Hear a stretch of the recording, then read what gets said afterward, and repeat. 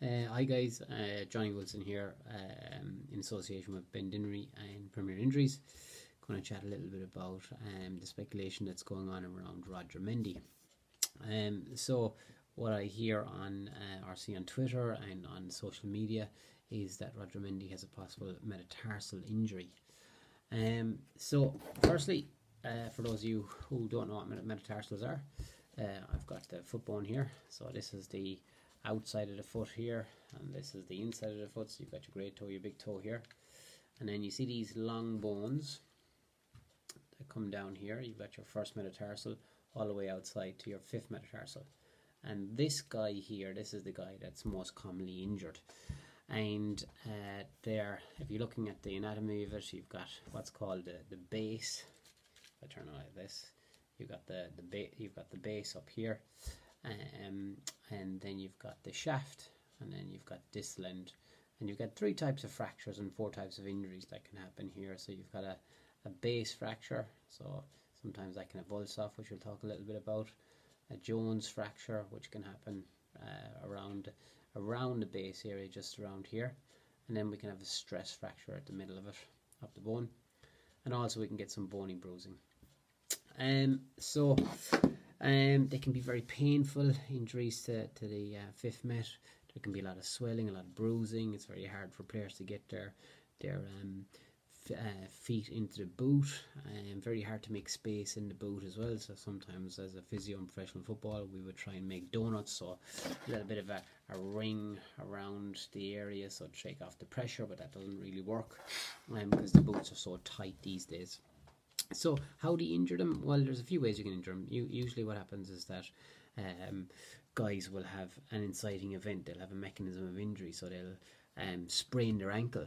So what happens when you sprain your ankle is that you've got muscles and tendons which come down and they attach to the base of that, so that of the fifth met.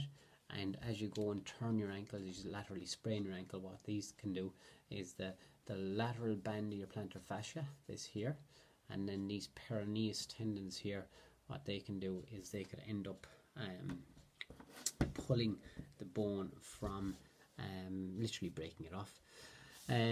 Secondly, you could have, it could be a kick, so with some bony bruising, and thirdly, it can be as a result of an overuse injury. Due to the high stresses and the forces that occur with moving the foot when we're running, jumping, turning, twisting, kicking, etc. So the likelihood is Roger Mendy will have had a full assessment from the sports medicine teams that he works with, whether that's internationally or with his club. So these guys are very experienced and very good at what they do. In football, the likelihood is that he will have had some type of imaging, whether that's an X-ray or an MRI or an MRA, which is more sensitive to bony injuries. He'll have had some type of imaging anyway, and that's the expectation of professional football.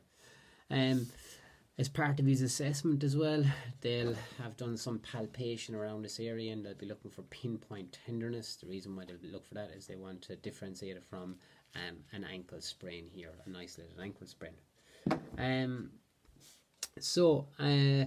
The types of fractures that you can get around here, one is the avulsion one, which we've talked about, so that can tear the literally avulse, cut off the end of the bone here. You can have a Jones fracture here, which is a lateral fracture here, so and then you can have a stress fracture due to just it comes on with overuse.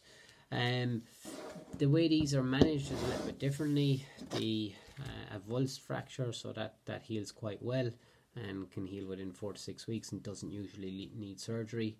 The Jones fracture, because of where it isn't great to heal, or are stress fractures. That's due to poor blood supply and a lot of high forces and bending and torsioning around this bone here, and it's not very big either. So what usually happens is that they have surgery, and then a screw is put down the shaft of the bone here to pull the 2 ends of the bone together. Now players, there have been some reports that some guys have got back within 8 weeks, some guys have got back within 6 months. Usually guys get back within 8 to 12 weeks. So, if it is likely to be bony bruising, what you don't want it is to propagate into a worse injury. So you don't want it to propagate into a stress fracture or an avulsion fracture or a Jones fracture. So they'll certainly have to treat this with absolute respect and to see how it goes, which they would do, because they're they're all good guys. Strategies for to speed up bone bruise or bony injuries. So if you look at the research, they talk about high dosage of vitamin D or some ultrasound bone stimulators that they use as well. And with regards to rehab, usually it starts with off-feet conditioning, moving on to partial weight bearing, and then on to full weight bearing on the pitch, looking at running and high impact. So with the off-feet stuff, we're talking about carrying out aerobic and anaerobic fitness sessions on the watt bike maybe, and in the pool, doing some pool running there, and moving on from there. So, in summary, it's because of where it is and the high forces and stresses and pressures that are put on the foot, and the bending of the bone and the fragile nature of the bone, it can be a tricky one to manage. There's high levels of pain associated with this and high levels of dysfunction. And I wouldn't kind of get too carried away with kind of going, oh, it's just a bony, it's only just bruising, because bone bruising can be quite sore, very difficult for players to get their boots on, and it certainly can lead to a significant time loss injury, and has got a high probability of recurrence, so high re-injury rates, and especially if it's a Jones fracture or a stress fracture due to the poor blood supply and the high forces going there.